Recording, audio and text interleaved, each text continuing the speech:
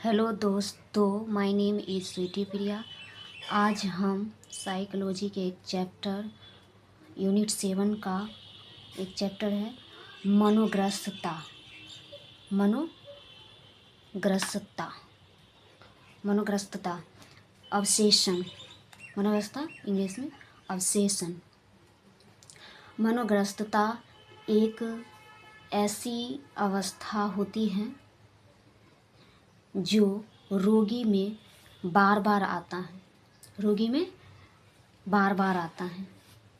एक ऐसी चीज़ या विचार जो आपके दिमाग में बार बार आता है, जिसे आप परेशान या चिंतित होते हैं। एक ऐसा थॉट्स जिससे आपको उससे कुछ लेना देना नहीं है, तब पर भी माइंड में एक थॉट वो बार बार आते रहता है।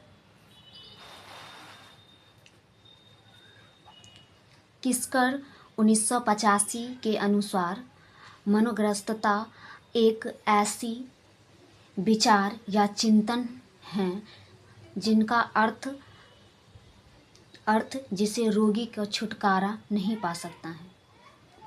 ये किस्कर वैज्ञानिक ने बताया, रोगी का छुटकारा नहीं पा सकता है। दूसरा, वैज्ञानिक सेलिगमैन एवं रोजेनबर्न 1998 के अनुसार मनोग्रस्तता एक ऐसी पुनरावृत्ति चिंतन प्रतिमाओं को कहा जाता है जो चेतन में प्रवेश करते हैं। क्या करता है? चेतन में प्रवेश करता है। इसके कुछ पॉइंट्स हैं, देखते हैं। पहला पॉइंट है, मनोग्रस्तता का संबंध विचार, चिंतन तथा प्रतिमाओं यानी कि इमेज से होता है।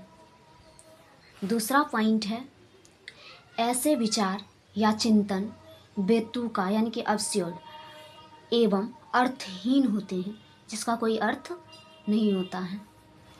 तीसरा पॉइंट है, ऐसे विचार या चिंतन का स्वरूप पुनरावृत्ति यानी कि रिपीटेड होता है। रोगी के मन में बार बार आकर मानसिक शांति को भंग करता है। ऐसे विचार आते हैं और मानसिक शांति को क्या करते हैं? भंग करते हैं। चौथा, चाहकर भी ऐसे विचारों या चिंतनों को उत्पन्न न होने देने पर रोगी का कोई नियंत्रण नहीं रहता है। बाध्यता यानी इंग्लिश में इसको कहते हैं कंपल्सन कहते हैं। हिंदी में बाध्यता और अंग्रेजी में कंपल्सन कहते हैं। बाध्यता एक तरह का व्यवहारात्मक प्रतिक्रिया यानी कि बिहेवियरल रिएक्शन है। रोगी अपनी इच्छा के विरुद्ध किसी काम को बार बार करने के लिए बाध्य होते हैं। अपनी इच्छा के विरुद्ध कार्य करने के लिए बाध्य होते हैं। जैसे में साफ सुथरा हाथ धोने के बाद भी व्यक्ति को लगता है कि हम अच्छे से नहीं धोए हैं। दूसरा ले लेते हैं एग्जाम्पल। ताला ठीक ढंग से लगा रहने पर भी उसे बार बार झकझोर कर देता है कि ताला कहीं ठीक ढंग से नहीं लगा है। या सड़क पर खड़े होकर आते जाते गाड़ियों का नंबर नोट करना इत्यादि उदाहरण हैं। किस्कर द्वारा 1985 में परिभाषित किया गया था। बाध्यता को किसके द्वारा परिभाषित किया गया था? किस्कर द्वारा बाध्यता को 1985 में परिभाषित किया गया था। अब आता है, मनोग्रस्तता के 5 प्रकार होते हैं। मनोग्रस्तता के 5 प्रकार होते हैं। सबसे पहला हम देखते हैं मनोग्रसित शक यानी कि ऑब्सेसिव डाउट। ऐसे कुछ पूर्ण कार्य से होता है जिसे ठीक ठाक ढंग से करने के बाद भी लगता है कि नहीं हुआ है। कोई कार्य है जिसको हम ठीक ढंग से कर भी लेते हैं, तब पर भी लगता है क्या, जो हम नहीं किए हैं। जैसे में कमरा का ताला बंद करने के बाद भी कुछ रोगियों को लगता है कि ताला ठीक ढंग से बंद नहीं हुआ है। रोगी में 95% शक पाया जाता है। रोगी में कितनी 95% शक पाया जाता है। दूसरा है मनोग्रसित चिंतन, ऑब्सेसिव थिंकिंग। मनुष्य के मन में बार बार आने वाले मनचाहे विचार, मनुष्य के मन में आने वाले बार बार मनचाहे विचार जो व्यक्ति को परेशान करते हैं, ये रोगियों में 34% चिंतन पाया जाता है।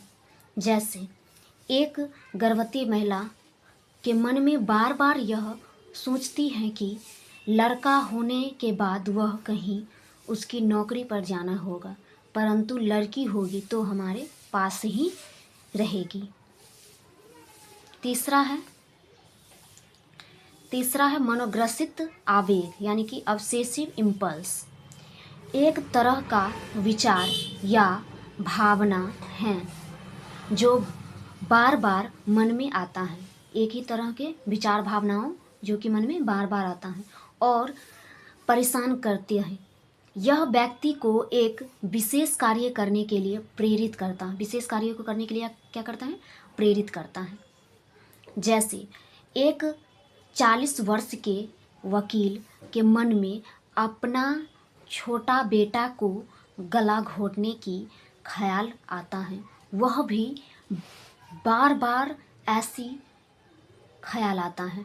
ऐसी रोगियों की संख्या 17% है। ऐसी रोगियों की संख्या 17% है। चौथा है मनोग्रसित डर यानी कि ऑब्सेसिव फियर्स। रोगियों में देखा गया है कि इस बात से काफ़ी भयभीत था, डरे हुए रहते हैं, अपना नियंत्रण खोकर कुछ भी कार्य न कर दे, यानी कि डरा हुआ रहता है जी, कोई भी कार्य कर न दे। रोगियों में 26% देखा गया है। ये रोगी में 26% देखा गया। पांचवा और लास्ट मनोग्रसित प्रतिमा, जिसको हम ऑब्सेसिव इमेज कहते हैं। कुछ रोगियों में देखा गया है कि दृश्य या घटना प्रतिमाएं मन में बार बार आता है। दृश्य या घटना प्रति बार बार आता है क्योंकि व्यक्ति के मन में कोई घटना या विचार पीछे बीता हुआ वो मन में बार बार आता है।